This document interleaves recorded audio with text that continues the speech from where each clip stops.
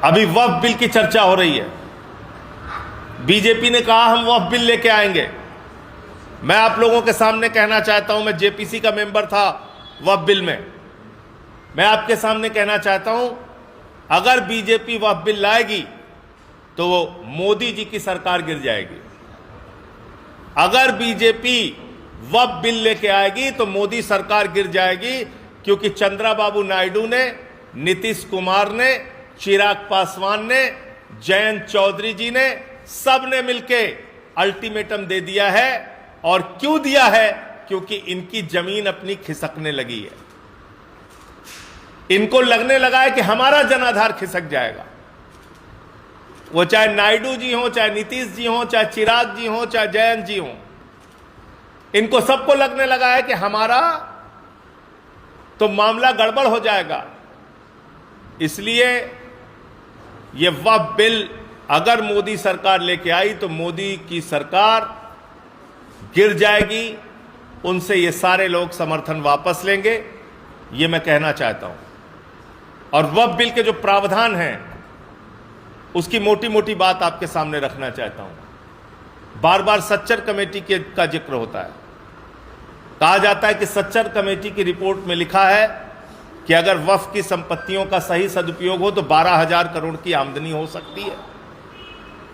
तो मैंने कहा इसमें ज्यादा मेहनत करने की जरूरत नहीं। एक नीरव मोदी को पकड़ के लाओ, 20,000 करोड़ वसूलो उससे, 12,000 करोड़ वक्फ को दे दो, 8,000 करोड़ रुपए अपने पास रखो। और आमदनी कैसे हो सकती है?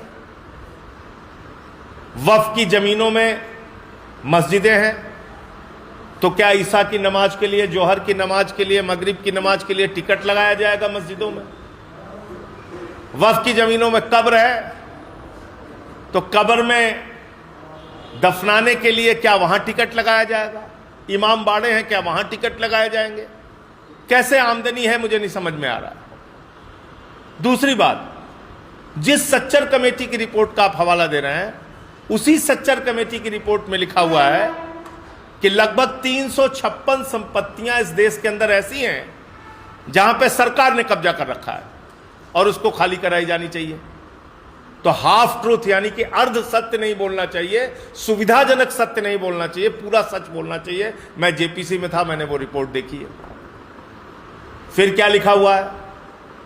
खुद minority affairs ministry, inverted comma में बोल रहा हूं, माइनॉरिटी अफेयर्स मिनिस्ट्री ने हमारी कमेटी के सामने आके स्वीकार किया था कि सुप्रीम कोर्ट में मोदी जी की सरकार ने शपथ पत्र दिया है कि पूरे देश में जितनी भी वक्फ की संपत्तियां हैं उसमें से 99% संपत्तियां रजिस्टर्ड हैं, पंजीकृत हैं और ऑनलाइन हैं।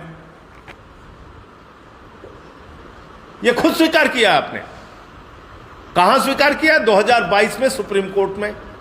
क्या लिखा है उसमें मोदी जी की सरकार ने? कि 99% संपत्तियों के सारे कागजात हैं हमारे पास, सारी संपत्तियां जायज हैं, सारी संपत्तियां पंजीकृत हैं और सारी संपत्तियां ऑनलाइन हैं। यह मैंने नहीं कहा, नरेंद्र मोदी जी की सरकार ने कहा। तो फिर क्यों झूठ बोलते हो कि वक्फ की संपत्तियों का हम उसको रेगुलेट करेंगे, उसको बहुत सही? अरे आप तो कह रहे हो कि 99% आप रेगुलेट कर चुके हो, आपके पास सारे कागज हैं, आप पंजीकृत कर चुके हो, आप ऑनलाइन कर चुके हो, आप उसका सर्वे कर चुके हो।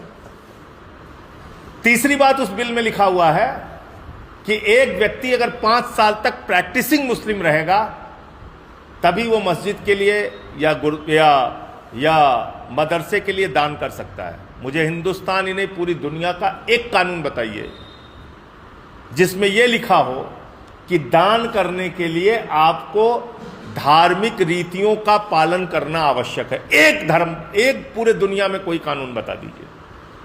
अरे भैया, नास्तिक व्यक्ति भी दान कर सकता है जो किसी धर्म को नहीं मानता। आपने ऐसा कानून बना के रखा है, 5 साल का प्रैक्टिसिंग मुस्लिम। और इन सब के बाद जो बात मैं कहने जा रहा हूं, इसको रिकॉर्ड करके रखिएगा। ये वो पार्टी है जिसने डिफेंस की जमीन प्रधानमंत्री के दोस्त को दे दिया अयोध्या के अंदर। ये वो पार्टी है जिसने राम मंदिर के चंदे में घोटाला किया और 2 करोड़ की जमीन 18.5 करोड़ में 5 मिनट के अंदर खरीदा और घोटाला करने का काम किया। जो प्रभु श्री राम के नाम पर जमीन में घोटाला और भ्रष्टाचार कर सकते हैं, अगर आज वक्फ का बिल पास होगा, कल मंदिरों की जमीनें कब्जाने का बिल पास होगा, फिर गुरुद्वारों की जमीनें कब्जाने का बिल पास होगा और चर्चों की जमीनें कब्जाने का बिल पास होगा।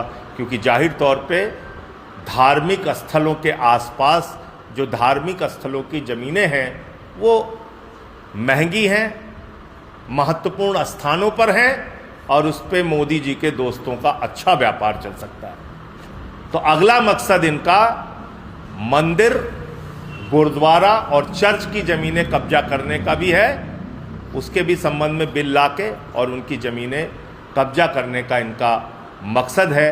तो इसलिए इस देश के लोगों को सावधान होना चाहिए कि इस तरह के बिल का कोई भी समर्थन न किया जाए, और ये बिल तो पास करेंगे तो इनकी सरकार गिर जाएगी, ये तो तय है।